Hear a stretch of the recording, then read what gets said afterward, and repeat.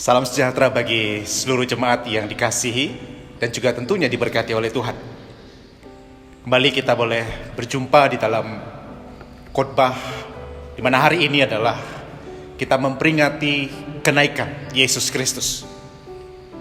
Dan kita bersama akan merenungkan firman Tuhan dari bacaan Alkitab yang sudah Bapak Ibu, Saudara semua baca, yang dari Injil Yohanes pasal 17 ayat 20 sampai dengan ayat 26. Bapak Ibu Saudara yang dikasihi Tuhan, juga teman-teman pemuda, demikian juga dengan anak-anak semua. Hari ini di hari Kamis 21 Mei 2020, kita diajak untuk memperingati dan mengingat akan kenaikan Yesus Kristus Tuhan kita ke surga.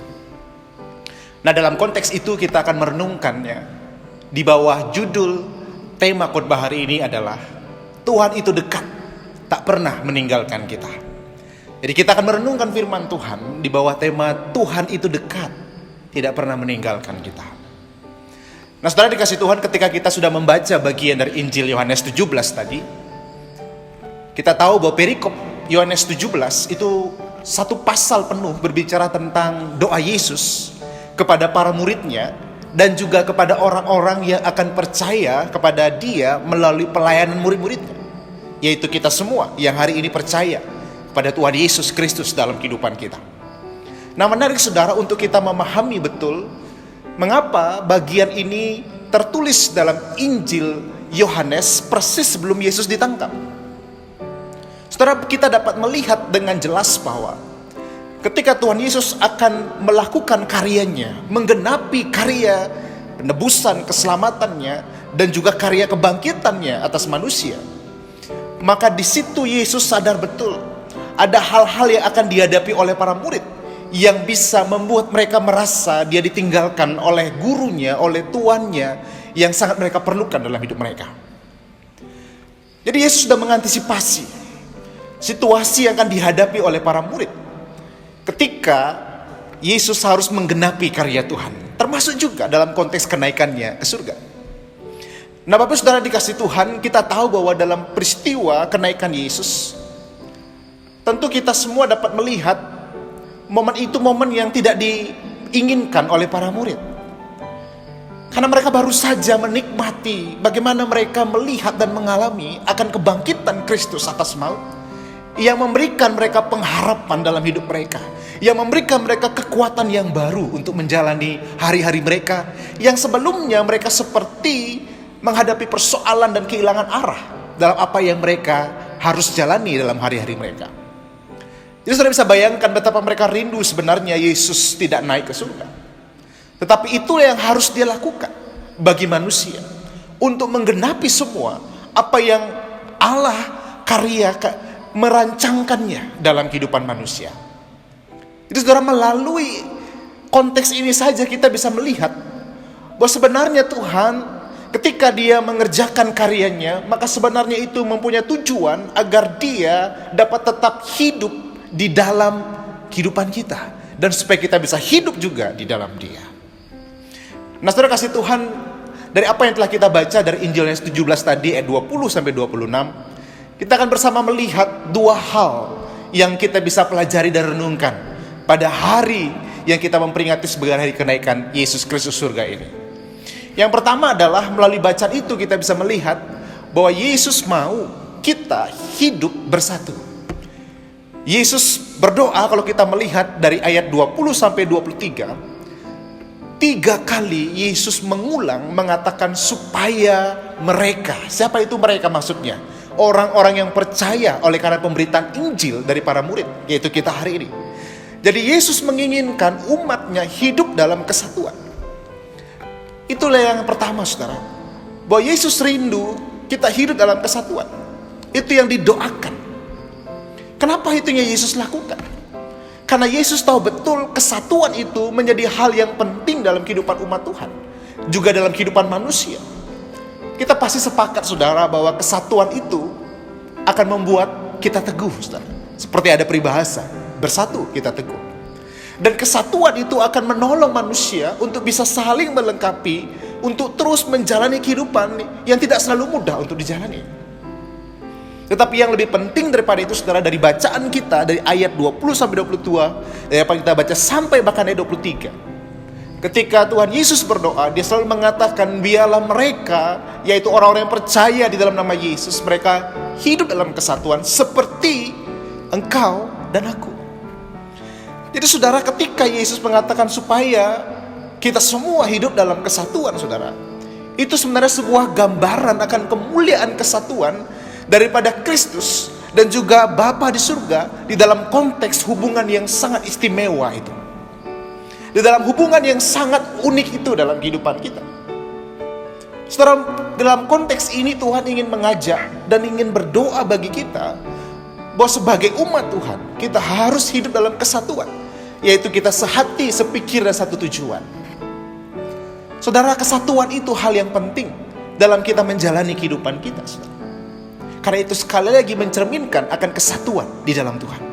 Karena Tuhan rindu sebagaimana dia ada dalam kesatuan yang unik antara Bapa, Putra, dan Roh Kudus. Maka dia mau juga umatnya hidup dalam kesatuan yang unik juga. Kesatuan unik apa yang saya maksudkan, saudara? Saudara, kesatuan yang Tuhan mau adalah bukan keseragaman. Karena tentu kita semua, saudara dan saya, kita punya banyak perbedaan dari beberapa hal atau dari beberapa sisi dalam kehidupan kita. Kita tidak mesti sama dalam segala hal. Kita tidak harus seragam dalam semua hal. Tetapi yang perlu adalah bagaimana kita bisa menggunakan setiap perbedaan yang ada untuk boleh melakukan apa yang menjadi tugas tanggung jawab kita. Saudara, itulah mengapa Rasul Paulus menulis pada jemaat di Korintus, saudara, bahwa kita ini seperti sebuah tubuh, saudara. Semua tubuh yang diperlukan untuk membangun kesatuan tubuh Kristus, di mana Kristus adalah kepalanya. Jadi saudara, ketika kita bicara kesatuan tubuh Kristus, kita bicara kesatuan kita, maka jangan dipikir hanya bicara kesatuan organisasi, saudara. Bukannya bicara sebuah pertemuan-pertemuan yang menghadirkan orang-orang Kristen, oh itu jadi kesatuan, bukan. Kesatuan yang Yesus harapkan adalah di tengah berbagai perbedaan yang mungkin ada, kita menghadapi dengan kedewasaan iman. Bahwa kita melihat perbedaan itu sebagai suatu kekuatan dalam kehidupan kita. Bukan sesuatu yang perlu untuk dipermasalahkan. Tapi saudara dikasih Tuhan, dalam situasi kita hari ini, penting kita membangun kesatuan itu. Bapak Ibu perlu membangun terus kesatuan di tengah keluarga Bapak Ibu Saudara semua. Teman-teman pemuda, juga pada anak-anak semua. Kalau keluarga kita satu, pasti ada banyak hal yang bisa dapat dilakukan.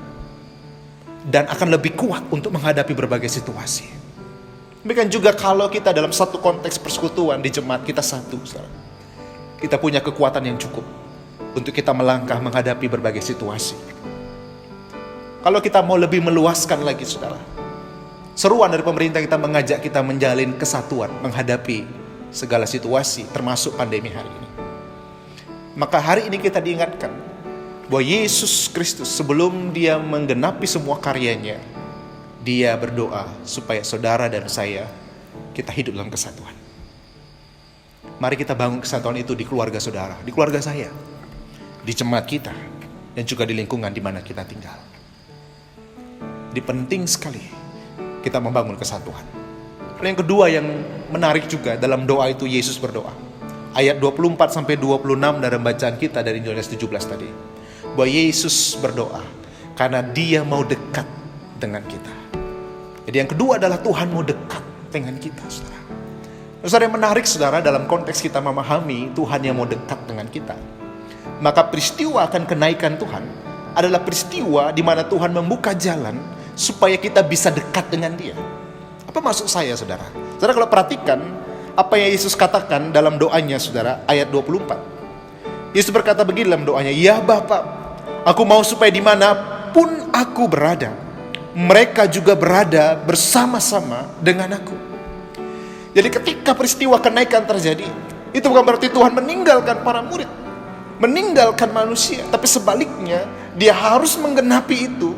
Seperti katanya dalam pasal 14 Injil Yohanes, bahwa dia pergi untuk menyiapkan tempat bagi kita, supaya kita bisa ada di mana dia berada. Kenapa saudara penting dia naik?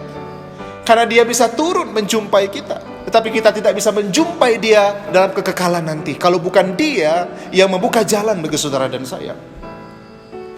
Saudara, ketika kita bicara Tuhan yang mau dekat dengan kita, saudara, Tuhan mau dekat dengan kita bukan untuk mengambil keuntungan dari kita.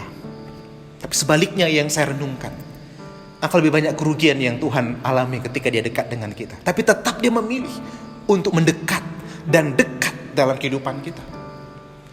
Saudara, kita juga bisa melihat bahwa ketika Tuhan mau dekat dengan kita, saudara, Tuhan dekat bukan karena hanya ada maunya saja, saudara. Mungkin manusia bisa demikian, saudara. Mungkin saudara dan saya bisa dekat dengan orang karena ada maunya saja.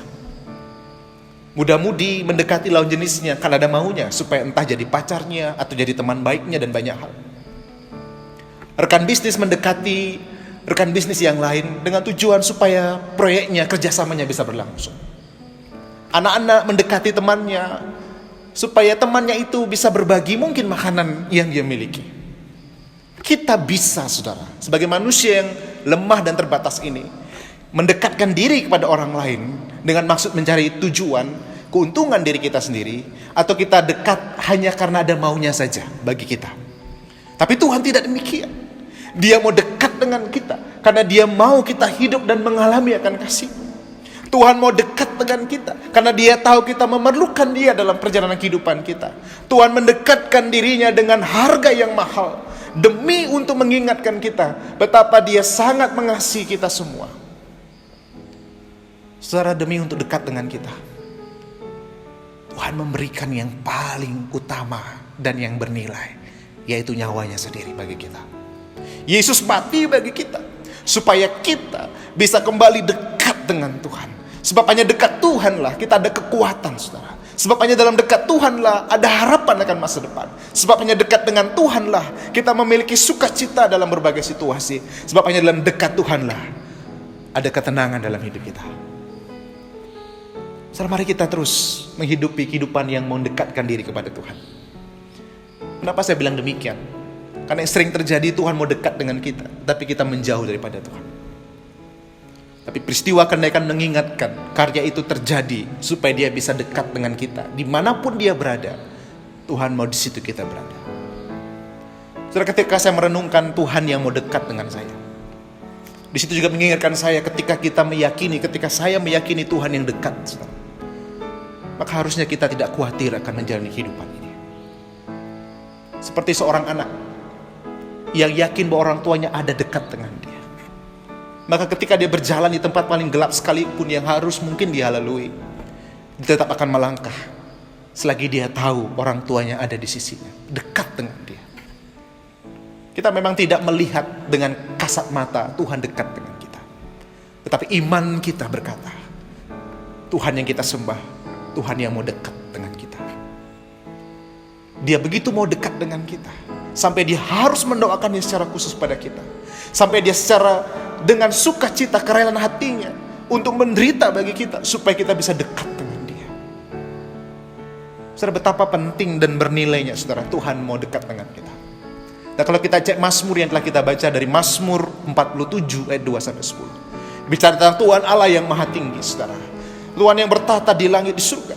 Maka kita bersyukur bahwa Tuhan yang tinggi, agung dan mulia itu berkenan untuk menyapa, mendekat kepada kita, manusia yang lemah dan berdosa ini. Tuhan mau dekat dengan kita, maka kita bangun kedekatan itu dengan kita hidup di dalam apa yang Tuhan mau. Dan juga percaya, saudara, kalau saudara dan saya kita menyadari Tuhan dekat, maka meskipun mungkin tidak ada orang yang mengamati hidup kita, kita tetap akan memilih melakukan apa yang baik, apa yang benar dalam kehidupan kita. Karena kita melakukan itu karena kita sadar Tuhan dekat dalam hidup kita. Bapak saudara dikasih Tuhan, peristiwa kenaikan Tuhan Yesus yang kita peringati hari ini merupakan suatu peristiwa yang bukan berarti bahwa dia pergi untuk meninggalkan para murid, pergi untuk meninggalkan kita. Tapi sebaliknya itu bagian karyanya supaya kita bisa dekat dengan dia di dalam kehidupan kita. Supaya kita bisa berada di mana dia berada, di situ kita berada. Dia melakukan itu untuk membuat kita, orang berdosa ini, bisa dekat dengan dia. Itulah mengapa ayat yang menjadi dasar ibadah kita hari ini dari Yohanes pasal 12 ayat 32 berbunyi begini. Apabila aku ditinggikan dari bumi, aku akan menarik semua orang datang kepadaku. Jadi dari Injil Yohanes 12:32 ini jelas sekali bagi kita Bahwa Tuhan ditinggikan bukan untuk membuat dia makin jauh dalam kehidupan manusia, tapi untuk membuat kita boleh makin dekat kepadanya. Karena dia mengatakan apabila dia ditinggikan, dia akan menarik semua orang datang kepadanya. Supaya orang mendekat, dipelukan kasih Tuhan. Bapak Ibu Saudara, teman-teman pemuda, dan juga seluruh anak-anak semua, ketika kita bersama memperingati hari kenaikan di tengah situasi seperti hari ini, di tengah pandemi yang masih kita harus jalani, masih harus kita hadapi, saya ingin mengatakan bagi saudara dan juga kepada diri saya sendiri, mengingatkan bahwa Tuhan itu dekat dan tidak pernah meninggalkan kita. Tuhan kita bukan Tuhan yang duduk di atas tahtanya kemuliaannya dan hanya mengamati kehidupan kita dan tidak melakukan apapun. Itulah mengapa saudara dalam kitab Roma pasal 8 kita bisa melihat di situ ayat 28 yang mengatakan bahwa Allah turut bekerja untuk mendatangkan kebaikan bagi orang yang mengasihi Dia. Tuhan terus bekerja saudara, karena Dia dekat dengan kita untuk mendatangkan kebaikan bagi orang yang mengasihi Dia. Selamat untuk memperingati dan menghayati hari kenaikan Tuhan. Kenaikannya yang menandakan bahwa Tuhan itu dekat, tak pernah meninggalkan kita. Demikian juga hari ini Dia tetap dekat dan tak pernah meninggalkan kita. Bahkan Dia pernah mengatakan sebelum pasal 17, yaitu pasal 14 Injil Yohanes ayat 18, Tuhan berkata, Yesus berkata, aku tidak akan meninggalkan kamu sebagai yatim piatu. Aku datang kembali kepadamu. Jadi Tuhan akan membiarkan kita sendiri. Dia akan mengirimkan Roh Kudus-Nya. Dan itu sudah dilakukannya. Itu menjadi tanda kehadiran dalam kehidupan kita. Dia yang dekat dalam diri kita. Dia yang mau dekat dalam segala situasi yang kita hadapi. Terpujilah nama Tuhan. Biar firman ini menolong kita semua, mengingatkan kita, meneguhkan kita, bahwa Tuhan itu dekat dan tidak pernah meninggalkan kita. Terpujilah Tuhan untuk firman yang boleh kita renungkan saat ini. Amin. Terima kasih Tuhan, mari kita menaikkan doa kita, saat teduh kita untuk boleh bersyukuri firman yang bersama telah kita dengar dan renungkan. Tuhan Yesus, kami bersyukur untuk firman yang boleh bersama kami renungkan bersama-sama dalam hari kenaikan ini. Bahwa karya Tuhan, kenaikan-Mu adalah bukan untuk menunjukkan Engkau meninggalkan kami, tapi sebaliknya untuk menunjukkan bahwa Engkau membuka jalan supaya kami bisa berada di mana Engkau berada. Engkau itu dekat Tuhan, dan Kau tak pernah meninggalkan kami. Dan saat ini pun, ke depan pun, dan seterusnya kami percaya hal itu. Biarlah firman ini sungguh boleh memberkati setiap kami, menolong setiap kami semua dalam kehidupan kami. Berkati tiap-tiap keluarga yang berhimpun beribadah. Tuhan memberkati mereka semua. Memberkati pemerintahan kami juga menghadapi situasi pandemi ini. Berkati lingkungan kami Tuhan. Berkati daerah di mana kami ada. Beri kekuatan kesehatan kepada para medis. Beri penghiburan kekuatan kepada keluarga korban yang meninggal akibat corona. Tuhan juga menolong untuk pasien yang masih dirawat. Tuhan kiranya berikan kesembuhan. Engkau menolong seluruh kami rakyat Indonesia untuk boleh mendukung program pemerintah. Untuk juga belajar terus saling tolong-menolong satu dengan yang lain. Berkati gereja Kristen Protestan di Bali. Berkati majelis Neda Harian, majelis lengkap, seluruh pendeta vikaris, bahkan seluruh jemaat Tuhan. Berkati gereja-gereja-Mu Tuhan. Supaya dalam kondisi ini gereja-Mu boleh berperan untuk menyatakan kebaikan dan kasih Tuhan dalam kehidupan kami. Berkati Galang ning Sabda di Cicil. Engkau berkati seluruh hamba-hamba-Mu, berkati jemaat-Mu. Engkau berkati program pelayanan kami supaya kami melakukannya dengan sukacita dan kesatuan. Tuhan juga kiranya menolong, Tuhan juga kiranya memberkati bagi generasi kami, anak-anak muda kami, remaja kami, juga anak-anak kami. Kiranya Tuhan ada, berkenan menolong, memberkati mereka, dan mereka bertumbuh di dalam Tuhan, dan mereka boleh memiliki iman yang mengarah kepada pemahaman yang benar akan Engkau. Terima kasih ya Tuhan, kami terus memohon kepadamu kalau Tuhan berkenan, biarlah pandemi ini cepat dapat diatasi dan berlalu. Tapi jangan biarkan kehendak kami, tapi kehendak Tuhan yang terjadi. Terima kasih ya Tuhan, inilah doa kami Tuhan. Bila damai sejahtera dalam Tuhan Yesus Kristus, kasih dari Allah Bapa, dan juga dalam persekutuan dengan Roh-Nya yang kudus, akan memberkati kehidupan jemaat Tuhan, keluarga mereka, dalam hari-hari mereka. Sebab berkat Allah Tritunggal memberkati dan menyertai kehidupan mereka. Di dalam nama Tuhan Yesus. Haleluya. Amin. Selamat memperingati hari kenaikan Tuhan Yesus. Tuhan memberkati saudara semua. Salam sehat dan sejahtera di dalam Tuhan. Shalom.